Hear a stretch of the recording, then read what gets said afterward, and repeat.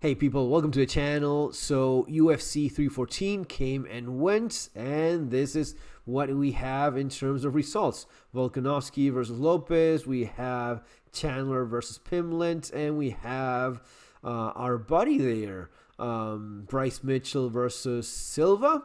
Okay, let's start with that one then. Bryce Mitchell, oh my god, no. He was obviously going to get destroyed.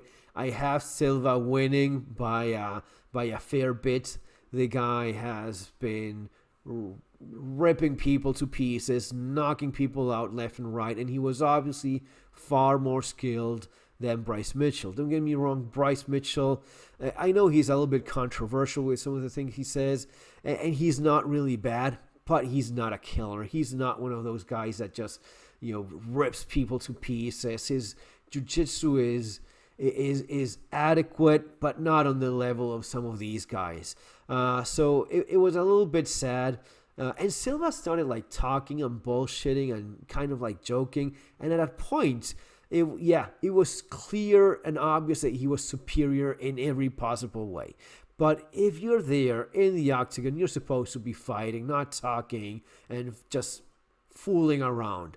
Eventually, he got tired of that, and he submitted Bryce there and actually put him to sleep.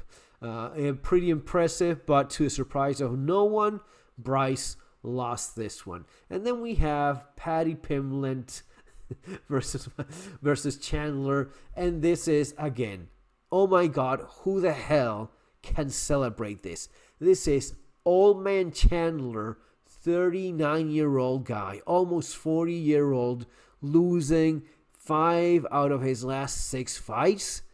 Dude, of course he's gonna lose. He has nothing to offer anymore. He has lost everything he's been involved in the last few years. I mean, I know that some people think, oh, but he's super fan friendly and he goes at it, and yeah, he always gets his ass beaten. He really is not good. He's not good. He loses everything, and he's old as fuck. 39, almost 40 years old. In a couple more months, he's going to be, it's just too much of a Dana White privilege that Paddy Pimblett gets. He just gets handed these old as fucking rock dudes or just mediocre, poor fighters. And I get it. They want to build him up. And this is the same thing with Sean O'Malley. They want to build him up because he's flashy and talks crap, and I don't know what it is, but clearly the marketing people in UFC want him to become a superstar. He is really not all that good. Anyone that is on the top of his weight class will just beat the living shit out of him, right? They want to put him with Topuria. Topuria's gonna murder this guy. He's gonna hurt him bad. And it's not as if he likes him at all, right? They've had beef before. But no, I mean, it's kind of sad for Chandler to see what he has turned into in this sport. Anyway, let's move to this one. So I had those two going exactly as they went.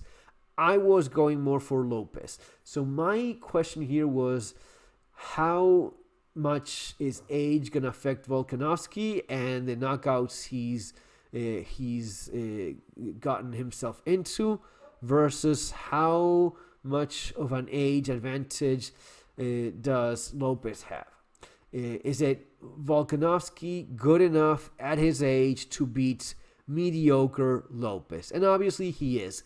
I thought that for a small margin, the age was going to be a little bit too much, and those knockouts would be a little bit too much, and Lopez would be good enough to get the job done. Obviously, I was wrong. Lopez is a lot shittier, maybe not a lot shittier, but shittier enough that, more shitty than I thought he was, up to the point that he lost this. And there were a couple moments there where Lopez actually had Volkanovski. He hurt Volkanovski. Volkanovski was not doing well. But Lopez, I mean, he's missing the fucking dog. He could not throw combos. You know the kind of combinations that you need, for example, the way in which Topuria got Volkanovski, which is throwing 5, 6, 7 punch combos. You don't just throw a couple punches and then stop. You continue going at it until you actually connect. And he was connecting with what little he was throwing. Volkanovski kept moving. At his age, I mean, he is extremely skilled. That's never been a question. But he is already, aged veteran in the sport. He crossed that line of age in which it's not getting better for you from that moment on. It's actually getting worse. So, yeah, he still had enough in the tank. He still had enough in him to get the win against Lopez. And Lopez, man, he's just okay. He's really not good. He obviously punches hard.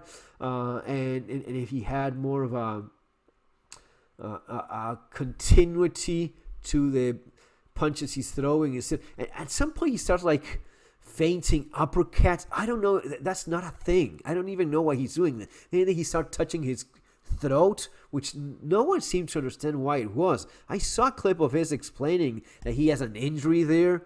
I mean, weird stuff. Like, if you're just pretending to throw a punch, if you're like feinting something, it has to be something that if you actually went through with emotion, you would actually connect with something, right? That's what makes it a feint. If you just do like this, like throwing an uppercut in the air, like a meter away from the other guy, that is not doing anything, right? That is not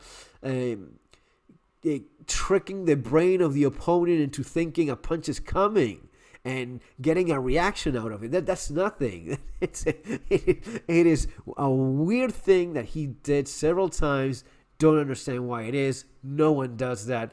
Well, same thing with a throat touching situation. But anyway, there you go. Diego Lopez is just not good enough. The age advantage that he has, how fresh he is compared to battle-worn Volkanovski, obviously was not enough to get the job done. And yeah, Volkanovski, champion of the 145-pound division yet again. And yeah, I guess from now on he's going to be defending it from whoever comes his way. And best of luck to him for as long as it lasts. Guys, it's going to be all for now. See you on the next video. Take care.